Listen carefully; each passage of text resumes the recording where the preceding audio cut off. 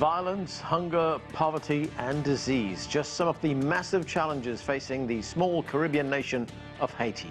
It's an ongoing crisis with no end in sight. Hello, I'm Arnold Naidu and this is The Heat.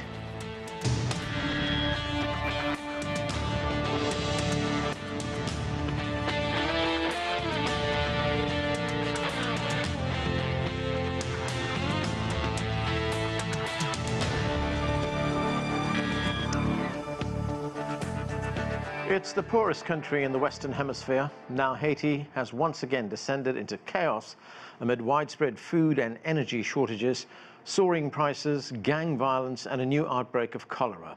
The United Nations estimates a record 4.7 million people are experiencing high levels of food insecurity, nearly half the country's population. CGTN's Nitza Soledad Perez has more in this report. Too many crises at once for the poorest nation in the Americas. Gang violence, kidnappings, cholera, 30% inflation, businesses closed, and as a result, widespread hunger and desperation. Once again, Haiti is at a breaking point, yet to recover from last year's assassination of President Jovenel Moïse. The system must be dissolved. The country is literally controlled economically by 5 families. We, the masses, have almost nothing. There's no more middle class. There are only 2 classes, the bourgeois and the masses.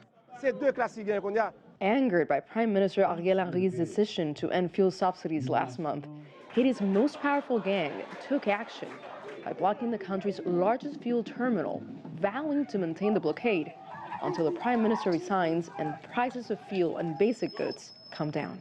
Gas stations and schools remain closed. Most transportation has halted, creating shortages of basic goods and clean water. Most Haitians do not trust their government to alleviate this latest catastrophe. When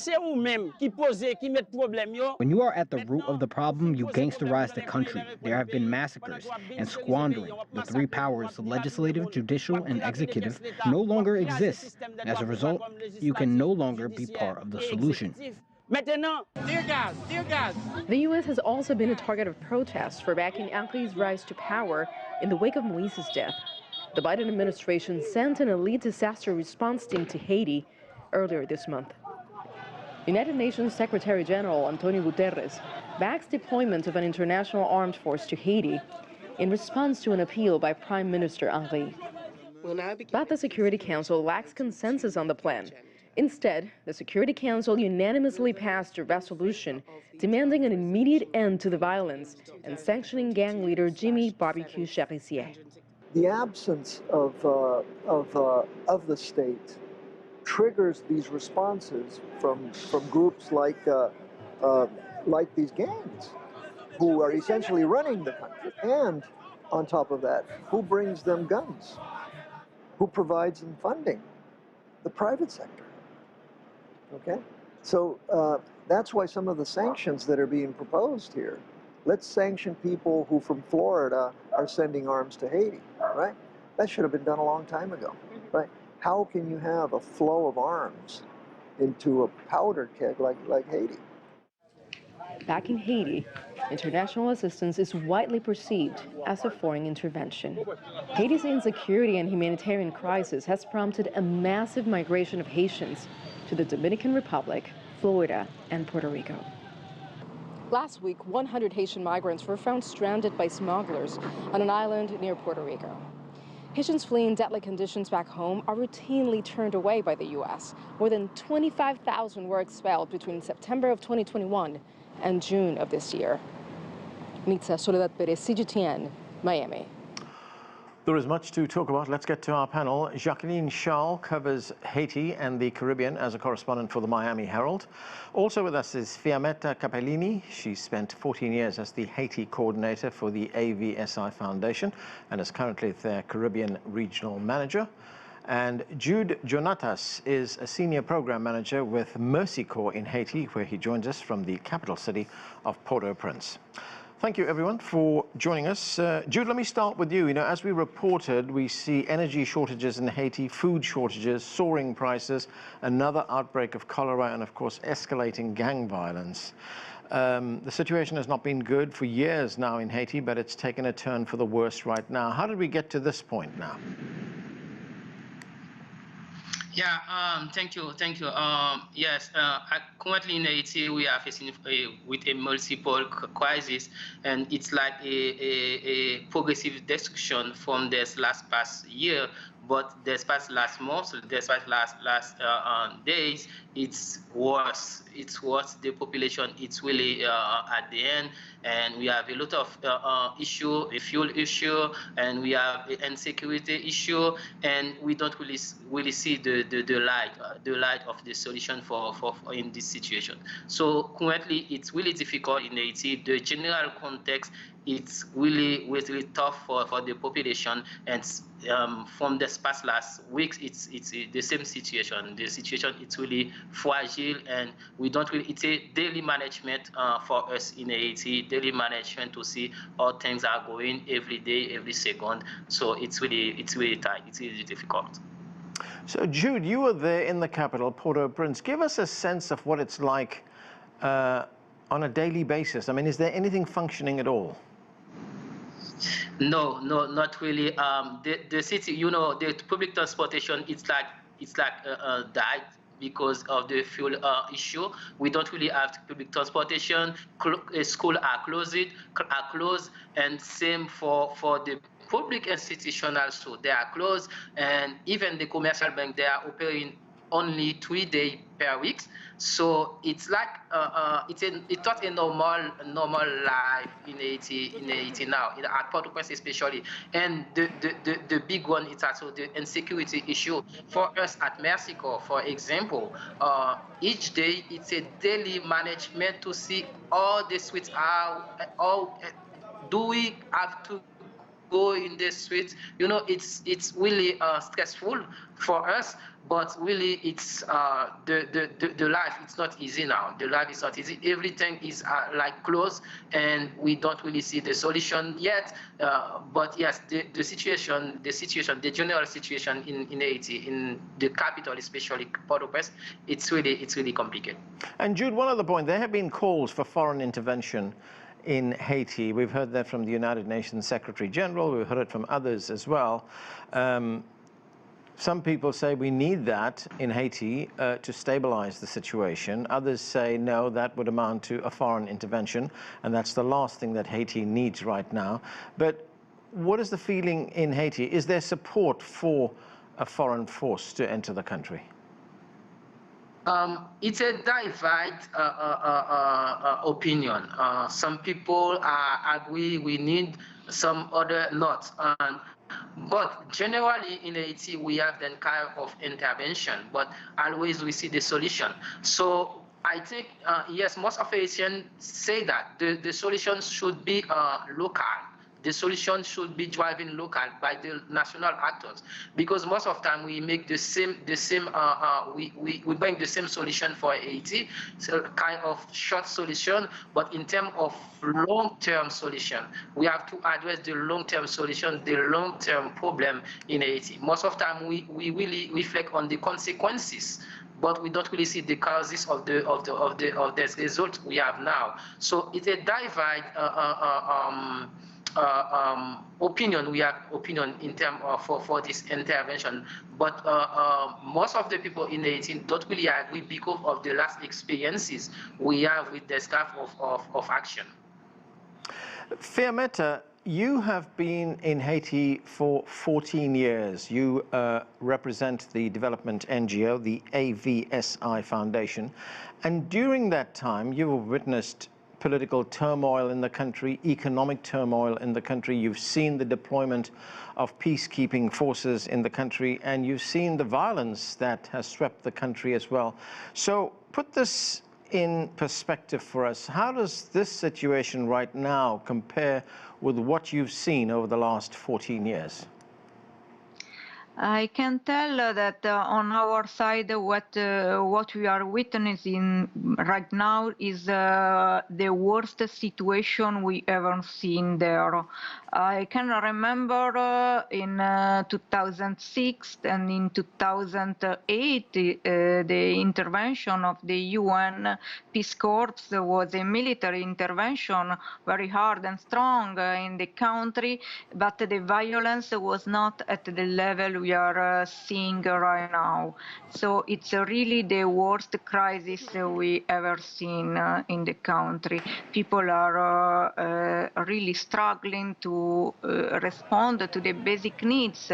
There is no enough food for the population, particularly in the rural areas and in the slums in the capital.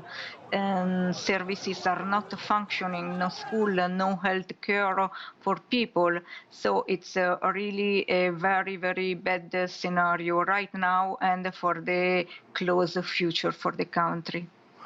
So, Fiammetta, what is your organization, the AVSI Foundation? What are you doing there?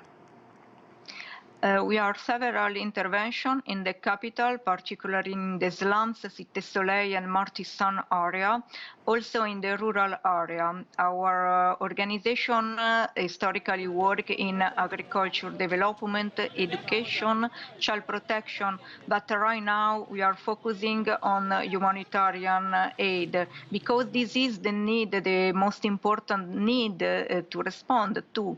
So we are doing food voucher distribution, cash transfer distribution for the most vulnerable people. We are working on the food insecurity and also on nutrition, child support for nutrition for children. And also we are trying to see what we can do for the new cholera outbreak. This is affecting particularly the capital and the Cité Soleil, where the condition, the hygiene condition of the population are the worst you can imagine. So the help is needed right now, and it's very important to be there. We are seeing that the humanitarian aid is failing to reach people in need, and this is a big worry for everybody by now. Jacqueline, political instability in Haiti has grown since the assassination of President Jovenel Moïse, and we did see that at that time he faced protests over elections. Now the new president, President Ariel Henry, has promised elections. That has not happened yet. You've covered Haiti for a long time. You're a seasoned correspondent. How do you see this playing out? Well, as you mentioned, President Jovenel Moïse was the target of protests, not just because of the lack of elections in the country, but he was one-man rule. There was no functioning parliament. He was accused of trying to become Latin America and the Caribbean's next dictator. So what we're seeing in Haiti today is not the result of his assassination, but it has been a long time coming. It's been a slow boil. And today you have interim Prime Minister Ariel Henry, who is there. He was chosen by Moïse prior to his assassination. It wasn't, his name became public days before, but he was already chosen. It was under pressure from the international community to Moïse to select a prime minister that could take this country to elections. But how do you have elections in this environment? This is an environment where, if you think about Cité Soleil, where the cholera outbreak was first reported, one of the reasons why we have that is because there was a gang clash, a violent gang clash that involved one of the very same gangs that today is blockading the country, and we are in week 7, and that people could not leave. If they tried, they were shot at, they were killed, women and girls were raped. Trucks that were coming in with potable water could not access the community, neither could any sanitation workers. So for months, people have not had access to clean water, potable water to drink. They've been living, sitting on top of trash, and that's how you get waterborne diseases. And this is just what we know in the capital. So we really don't have any idea what's happening outside of Port-au-Prince because it's been difficult to access those communities because the roads are blocked by gangs, or you risk getting kidnapped by gangs. So what we've seen is the political vacuum that has erupted following the assassination of President Jovenel Moïse last July, and the gangs have stepped into that political vacuum in a country where the state almost no longer exists. You don't have a functioning parliament. You don't have a functioning judiciary. You know, people often ask me what is working in the country, and honestly, I've been asking myself that as well. So, Jacqueline, you know, what you're describing is a complete breakdown of law and order in the country. Do you see any political grouping, any force, any voice in the country that can bring a semblance of stability to what is happening right now? You know, what's interesting is that the United States and other international community have been asking for a Haitian solution. And I heard Judes earlier saying that it has to come locally. Well, you know, the community in Haiti has had 14 months to basically put aside their differences, put aside, you know, where I'm going to sit, who's going to be in charge, and to say, what do we want for this country? Where are we going to go after this phase? Well, how are we going to build institutions, or what are we going to do? And those are discussions that I am not hearing. You know, in the last couple of days, I've been using the analogy. If somebody showed me a house and the roof was caving in and the floors were, you know, caving in and the walls were filled with mold and nothing worked in this house, I would not be running to go into this house. I would be running away from this house. And what you're seeing in Haiti is that you've got different groups that are saying, hey, I can do this. It's my turn. It's my turn. But the reality is that 36 years after the fall of the dictatorship, the average Haitian doesn't really believe in democracy. They don't believe in the power of their vote. They don't believe in their power. You know, they feel powerless. And you asked the question about in terms of this, you know, foreign assistance. Well, you know, yes, it's a sensitive issue in Haiti, but when you talk to people who don't have any options and who are basically suffering, I keep getting calls. When is the Blanc coming? When are the foreigners coming? They just want help. They just want a moment for them to like go out and do what we do, which is just to walk the street without fear of being kidnapped, to send their children to school and not have to wake up every day and to say, okay, do I go out today? Do I not go out? This morning, a friend and a colleague of mine, a journalist, was on his way to work and basically was the victim of an assassination attempt. I mean, this is the reality that Haitians are having to deal with, and this is the reality the average Haitian wants to change. Jude, listening to Jacqueline there tell us about what's going on in Haiti, how gangs have taken over most parts of the country. I mean, our reporter, in fact, Anne Jacqueline, talking about the fact that one of the gangs has taken control of the country's main fuel depot. And I presume this is a central depot which distributes fuel to other distribution centers to get to the people. But that's now been completely blocked. And what impact is that having? Oh, it's you know, the fuel, it's a transversal product in Haiti, so the impact is huge. The impact is huge. For example, the hospital, most of the hospital in Port-au-Prince, especially in Haiti generally, they are closed or they are function really in a reduced schedule. Same for the private institution, the commercial bank.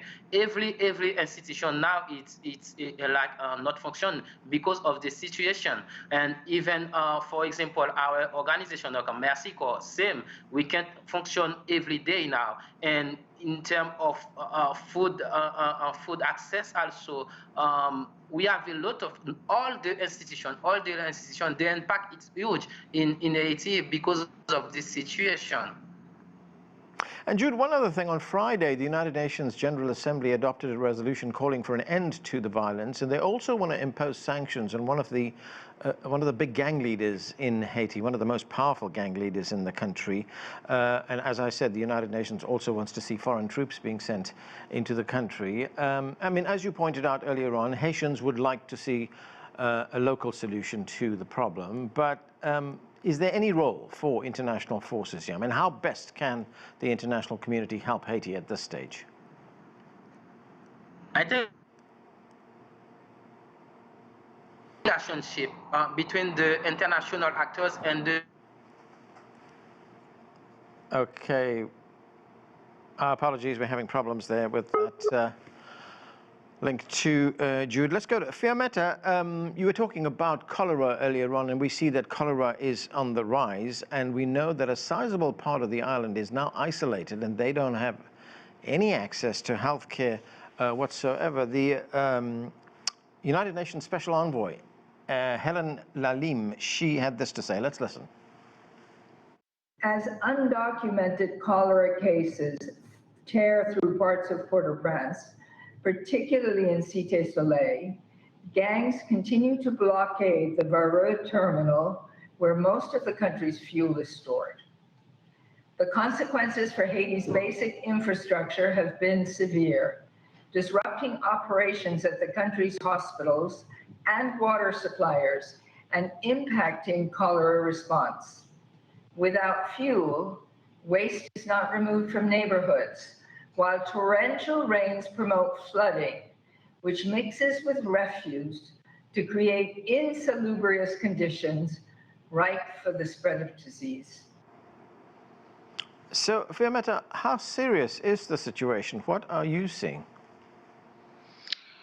The situation is really a deep crisis. We have been waiting for weeks and months to see a local solution, and for sure we respect the willing of Haitian people to find their solution to this situation, but this is not happening, and people in need cannot wait much longer, because really is a matter of life and death for a lot of people right now. Yes, the country is blocked because of the fuel shortages. Hospitals not functioning because of the impossibility for people to reach the hospital, also for health staff to reach the hospitals, and for the hospital to function without fuel.